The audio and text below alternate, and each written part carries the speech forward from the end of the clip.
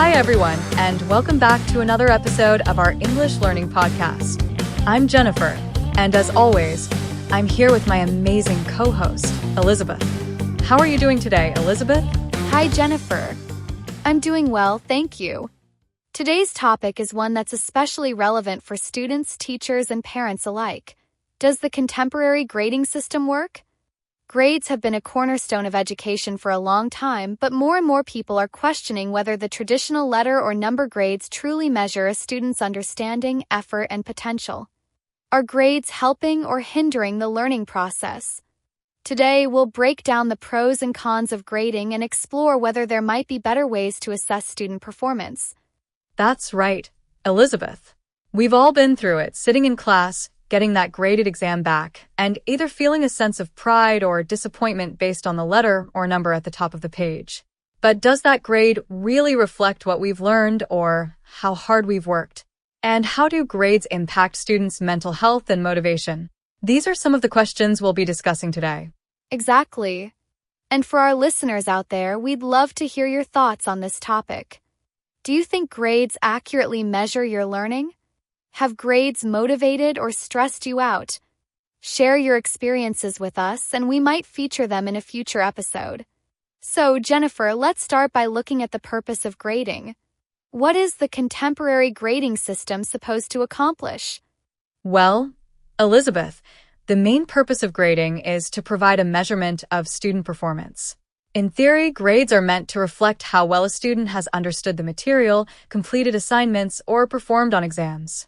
This system allows teachers to track progress and give feedback, while also providing a standardized way to compare students' achievements. In this sense, grades are intended to be a tool that benefits both teachers and students, helping students identify areas where they need to improve and helping teachers adjust their instruction to better meet student needs. That's such an important point, Jennifer. Grades also serve a practical function beyond the classroom. They're used by colleges, universities, and employers to evaluate students' abilities and qualifications. For example, a high GPA might help a student get into a competitive college or secure a scholarship, while a lower GPA might limit those opportunities. Grades are often seen as an objective measure of a student's academic performance, which is why they play such a big role in both educational and career pathways. Exactly, Elizabeth. In this way, grades can act as a form of motivation for students. The desire to achieve high marks can encourage students to study harder, complete their assignments on time, and push themselves to excel. For many students, the grading system provides clear goals to strive toward, which can create a sense of achievement when those goals are met. Absolutely, Jennifer. The grading system gives students a benchmark for success. When students know what's expected of them, they can work toward those expectations, and grades offer a tangible way to see if they're meeting those expectations. This clarity can be particularly helpful in guiding students who might otherwise lack direction in their studies. Yes, and beyond motivation, grades also provide accountability. They serve as a form of feedback, letting students, parents, and teachers know how a student is progressing academically. If a student is struggling, poor grades can be a signal that they need additional help or resources. If they're excelling, good grades can be a sign that they're ready for more advanced challenges. In this way, grades help to identify strengths and weaknesses in a student's learning. Exactly, Jennifer. Grades can also help teachers identify trends in their teaching methods. For example, if an entire class is struggling with a particular concept, it might suggest that the material needs to be taught in a different way. In this sense, grades are not just a reflection of student performance, but also a tool for improving instructional practices. Absolutely, Elizabeth. So, from the perspective of those who support the contemporary grading system, the main arguments are that grades provide a standardized way to measure student performance, serve as a motivator, offer accountability, and give both students and teachers important feedback. But, of course, not everyone agrees that the grading system is working as well as it could. Let's now talk about the criticisms of the current grading system. What are some of the concerns that people have? Well, Jennifer, one of the biggest criticisms of the contemporary grading system is that it can sometimes fail to accurately reflect a student's understanding of the material. Many people argue that grades often measure compliance, whether a student completes assignments on time, follows instructions, and meets deadlines, rather than actual learning or mastery of the subject. In this sense, a high grade doesn't always mean a student has truly understood the material, and a low grade doesn't necessarily mean they haven't. That's such an important point, Elizabeth. Grades can sometimes emphasize rote memorization and short-term performance rather than deep, meaningful learning. For example, a student might cram for an exam, memorize enough to get a high grade, but forget everything they learned a week later. In this case, the grade doesn't reflect long-term retention or true understanding. It just reflects how well the student performed on that one test. Exactly. And this focus on performance over mastery can lead to what some people call grade inflation, where students are rewarded for simply meeting minimum requirements rather than truly excelling. This can devalue grades over time as high grades become more common, making it harder to distinguish between students who have really mastered the material and those who have just done enough to get by. Absolutely. Another major criticism is that the contemporary grading system can create a toxic environment of stress and anxiety for students. Many students feel immense pressure to achieve high grades, especially when they're aiming for competitive college admissions or scholarships. This pressure can lead to burnout, mental health issues, and a focus on grades rather than learning for the sake of learning. That's such a great point, Jennifer. The focus on grades can overshadow the intrinsic value of education. Instead of being curious and passionate about learning, students may become more concerned with getting good grades at all costs. This can lead to cheating, cutting corners, and other behaviors that are motivated by the desire to achieve a certain grade rather than truly engage with the material. Yes, Elizabeth. And beyond stress and anxiety, there's also the argument that the grading system can create unnecessary competition among students. In some cases, students might feel like they're competing against each other for the best grades, which can undermine collaboration and teamwork, skills that are essential in the real world. Instead of working together to learn, students might become overly focused on outperforming their peers, which can lead to feelings of isolation and frustration. Absolutely, Jennifer. Competitive nature of grades can also exacerbate feelings of inequality. Some students might come from backgrounds where they have access to more resources such as tutoring, study materials, or a quiet place to study, while others may face challenges that make it harder to succeed in the traditional grading system. In this sense, grades can reflect socioeconomic disparities rather than a student's actual abilities or potential. That's such an important point, Elizabeth. The one-size-fits-all approach of the grading system doesn't always account for the diverse backgrounds and circumstances of students. Some students might excel in certain subjects but struggle in others, and the grading system often doesn't provide enough flexibility to accommodate different learning styles, interests, or strengths. This can lead to students feeling discouraged or disengaged if their grades don't reflect their true potential. Exactly, Jennifer. And another concern is that grades can sometimes undermine creativity and critical thinking.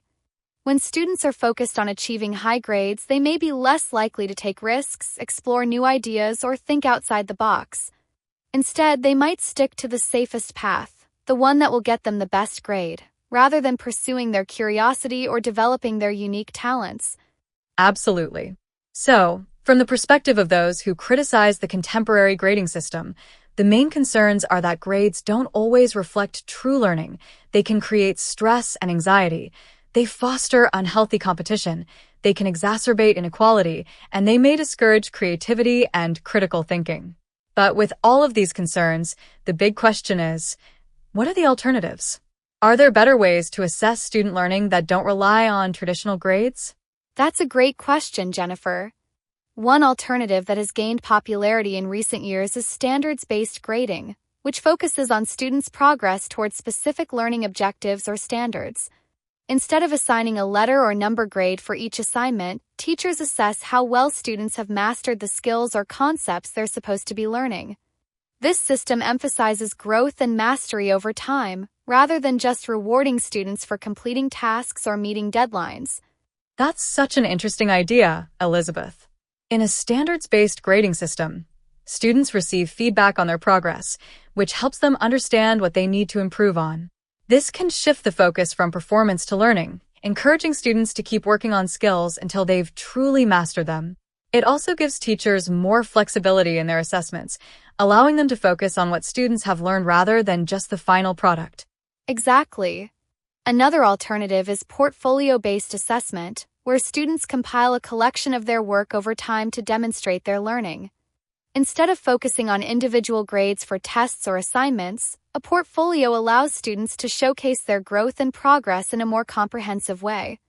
This approach emphasizes reflection and self-assessment, as students are encouraged to think critically about their work and identify areas where they've improved. I love that idea, Elizabeth. Portfolios can provide a more holistic view of a student's learning journey, highlighting their strengths, creativity, and unique contributions. This method also allows students to take ownership of their learning, as they have more control over what they include in their portfolio and how they present their work. It's a more authentic form of assessment that can showcase a student's abilities beyond what a single test score might reveal. Yes, Jennifer. Another promising alternative is the use of narrative feedback instead of grades. In this system, teachers provide detailed written or verbal feedback on students' work, focusing on their strengths, areas for improvement, and suggestions for how to continue growing. This kind of feedback can be more meaningful than a simple letter grade because it provides students with actionable insights and encourages them to think more deeply about their learning. Absolutely, Elizabeth. Narrative feedback is a great way to foster growth and reflection in students. Instead of just seeing an A or a C, students receive personalized feedback that helps them understand their progress and identify ways to improve. It also encourages a more dialogue-based approach to learning, where students can ask questions, seek clarification, and engage in discussions with their teachers about their work. Exactly, Jennifer. And another alternative that some educators are experimenting with is pass/fail grading, where students are assessed on whether they've met the basic requirements of a course rather than receiving a traditional grade. This system can reduce stress and encourage students to focus on learning for the sake of learning, rather than worrying about their GPA. It can also promote a more collaborative classroom environment, where students are encouraged to take risks and explore new ideas without the fear of failing. That's such an interesting approach, Elizabeth. Pass/fail grading can take some of the pressure off students and allow them to engage more fully with the material. It can also encourage students to focus on learning outcomes rather than just the grade they'll receive. However, it's important to note that this system might not work for every subject or situation, especially in cases where more precise assessments are needed. Absolutely, Jennifer. While pass/fail grading might be beneficial in some contexts, it may not provide enough differentiation between students' levels of understanding, which can be important in subjects like math or science. So, while there are many promising alternatives to traditional grades, there's no one-size-fits-all solution. Key is finding a system that balances assessment, motivation, and fairness in a way that truly supports student learning. Exactly, Elizabeth. And speaking of different perspectives, I think it's a great time to hear from one of our listeners. Let's take a call from someone who might have an interesting perspective on whether the contemporary grading system works. Hi there, you're on the air with Jennifer and Elizabeth. What's your name, and where are you calling from? Hi, Jennifer. Hi, Elizabeth. My name is Anna, and I'm calling from Los Angeles, California. I've been listening to your podcast for a while now, and I love today's topic. I wanted to share my thoughts as a college student because I've definitely had mixed experiences with grades. Hi, Anna. Thank you for calling in. We'd love to hear about your experiences with the grading system. Do you feel like grades have helped or hindered your learning? Well, I think it's a bit of both.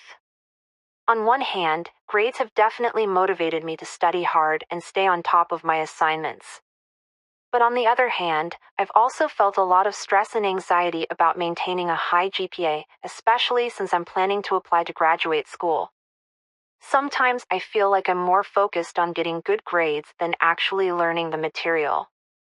That's such a valuable perspective, Anna. It sounds like you've experienced both the benefits and the downsides of the grading system. Do you think there are ways the system could be improved to reduce stress and encourage more meaningful learning? Definitely. I think it would be really helpful if there was more focus on feedback rather than just letter grades. Sometimes I get a grade back on an assignment, but I don't really know what I did well or what I could improve on. Having more detailed feedback would help me understand where I need to grow. I also think it would be great if schools emphasized personal growth and progress more, rather than just rewarding students for hitting certain benchmarks. That's such great insight, Anna. Thank you so much for sharing your thoughts with us. Thanks for having me. I love listening to your podcast, and I'm excited to hear more episodes. Thanks so much for calling in, Anna. Take care. That was a great call from Anna. She really highlighted the mixed feelings that many students have about grades. They can be motivating, but they can also create a lot of pressure and stress. Absolutely, Jennifer. And for those of you listening, if you're enjoying our podcast, please like and subscribe to our channel. Your support really helps us keep creating these episodes and sharing more interesting topics with you. So, where does that leave us in our discussion today? I think it's clear that the contemporary grading system has strengths, like providing accountability and motivation, but it also has significant weaknesses, such as causing stress, promoting competition, and sometimes failing to reflect true learning. While grades have been a part of education for a long time, it's worth exploring alternatives that might better serve students in today's world. Exactly, Jennifer. Key takeaway is that education is about more than just grades. It's about fostering curiosity, creativity, and a love of learning.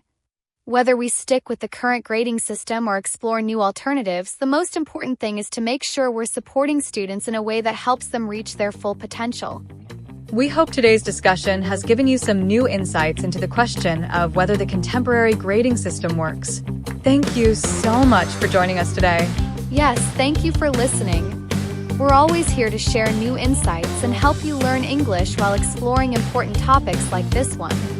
Keep listening, keep learning, and we'll see you in the next episode. Bye for now, everyone. And remember, education is about growth, not just grades.